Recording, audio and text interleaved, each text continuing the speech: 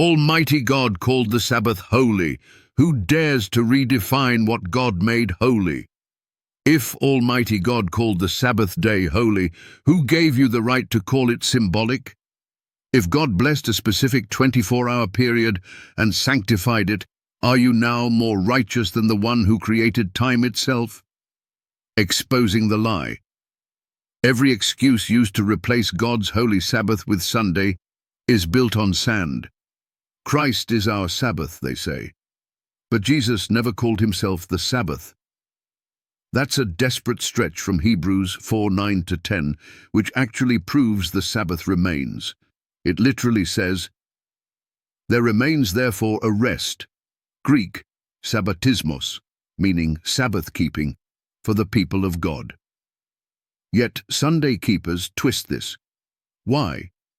Because to admit that the seventh day is still holy would mean confessing they've been following a man-made tradition instead of a divine command. That's not salvation. That's rebellion. The foundation. Genesis chapter 2:2-3. God ended his work on the seventh day, rested, blessed it, and sanctified it. What does sanctify mean? To set apart as holy. God didn't say, the idea of rest is holy. No, he blessed a specific 24-hour period. This wasn't a metaphor. It was the first thing God ever declared holy. Now ask yourself, when God says something is holy, can man change it? Isaiah 5:20 warns, "Woe unto them that call evil good, and good evil, that put darkness for light." And that's exactly what Sunday worship does.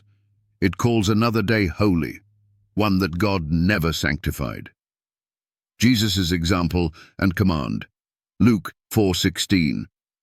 Jesus went into the synagogue on the Sabbath day, as his custom was. He honored the seventh day, not as a Jew, but as the Son of God and Lord of the Sabbath.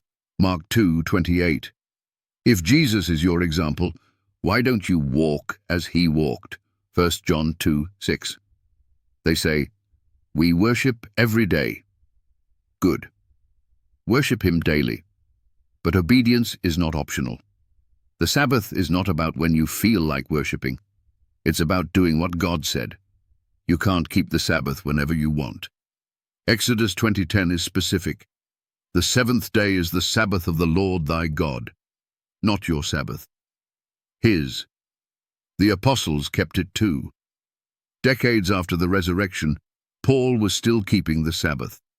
Acts 13:42-44. Gentiles begged him to preach to them the next Sabbath. Why didn't Paul just say, "Come tomorrow, Sunday is the new holy day"? Because he never taught that lie. The final challenge. If Christ abolished the Sabbath, then God must be a liar.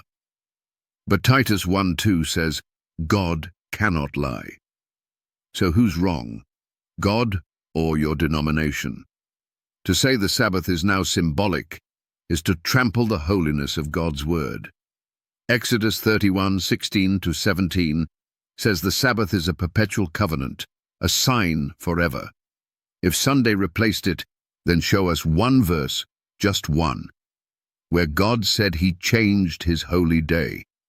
You won't find it. Not in Genesis, not in the Gospels, not in Acts, not in the epistles, not even in Revelation, because it doesn't exist. Conclusion. Almighty God himself spoke the Sabbath into his 10 commandments, written in stone by his own finger, not ink, not symbolism, not allegory, stone. To reject that Sabbath is to call God's word void. You can say, Jesus is my rest, all you want. But if you won't obey what Jesus obeyed, then who really is your Lord? Prove me wrong. Open your Bible. Find the verse where God changed his holy day to Sunday. You won't, because he didn't, and he never will.